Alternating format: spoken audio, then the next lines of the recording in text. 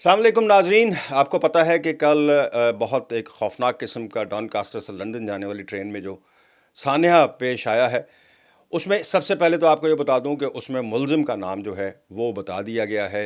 उसको अदालत में पेश भी कर दिया गया है, लेकिन यह जानकर आपको इससे बड़ी हैरानगी होगी कि ये वो वाहिद वारदात नहीं थी जो उसने उस दिन डॉनकास्टर से लंदन जाने वाली ट्रेन में की। इससे कुछ घंटे पहले, कुछ नहीं बल्कि काफ़ी घंटे पहले, एक इसी तरह की वारदात वो पहले करके आ चुका था। यानी ये जानकर तो यहाँ का मीडिया सर पकड़ के बैठ गया है, ये क्या हुआ है। सबसे पहले तो आपको ये बताऊं कि उसका नाम जो है एंथनी विलियम बताया गया है। 32 साल उसकी एज है। इनिशियली जब ये वाक़या हुआ था 1 नवंबर की शाम 7:40 पर, तो जनाब ये जो एंथनी विलियम है, इसने 10 लोगों पर उस ट्रेन में, जैसे ही वो ट्रेन डॉनकास्टर से लंदन के लिए स्टार्ट हुई है, निकली है, तो इसने रैंडमली लोगों पर हमला कर दिया। 10 लोग उसमें शदीद ज़ख्मी हुए थे, यानी लाइफ थ्रेटनिंग उनकी इंजरीज थी। एक जो है ट्रेन स्टाफ मेंबर जो है वो बता रहे हैं कि अभी तक उसके सर पे इसने वार किया था, क्योंकि वो लोगों को बचाने की कोशिश कर रहा था। वो आगे ढाल बन के खड़ा हुआ तो उसके सर पर हमला हुआ, और वो अभी तक जो है क्रिटिकल है, लेकिन बता रहे हैं कि स्टेबल कंडीशन में है। बाकी जो है लोग जो हैं ज़ख्मी, उनकी कंडीशन भी स्टेबल ही बताई जा रही है।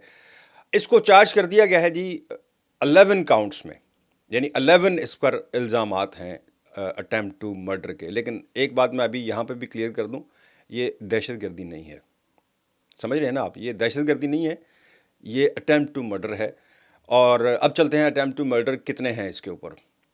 अब जब ये सारी चीज़ें सामने आई तो पता चला कि जनाब उसी दिन यानी 7:40 पर यह वाक़या हुआ डॉनकास्टर से लंदन जाने वाली ट्रेन का, और सुबह यानी को तकरीबन 10:30 बजे के करीब, यानी सुबह उसी दिन सुबह कई घंटे पहले ईस्ट लंदन में एक ट्रेन में इसी तरह का एक वाक़या पेश आया। उसमें एक शख्स के ऊपर चाकू से हमला हुआ और उसके चेहरे पर ज़ख्म आए, और वो यही शख्स था, विलियम। ये एंथनी विलियम जो है, इसी ने वो हमला भी किया था। वो सीसीटीवी फुटेज वगैरह वो सारी आ गई, और वहाँ से ये फ़रार हो गया था।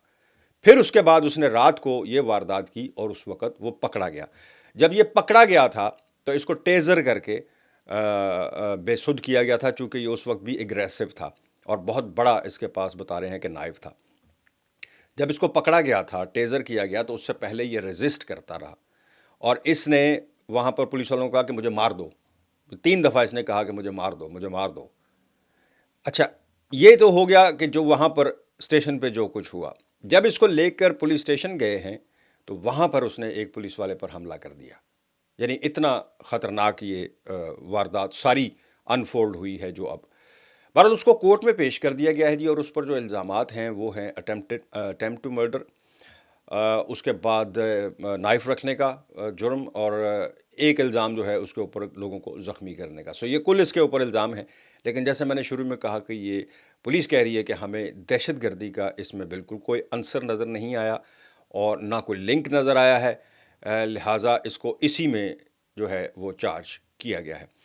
एक और शख्स इसके साथ पकड़ा गया था। अगर शुरू में आपको मैंने पहले वीलॉग जो पिछला है उसमें अगर आप देखें तो मैंने कहा था कि इनिशियली, वो मैंने नहीं कहा था, वो बेसिकली यहाँ पुलिस ने भी यही कहा था, क्योंकि इनिशियली 2 लोगों को अरेस्ट किया गया था।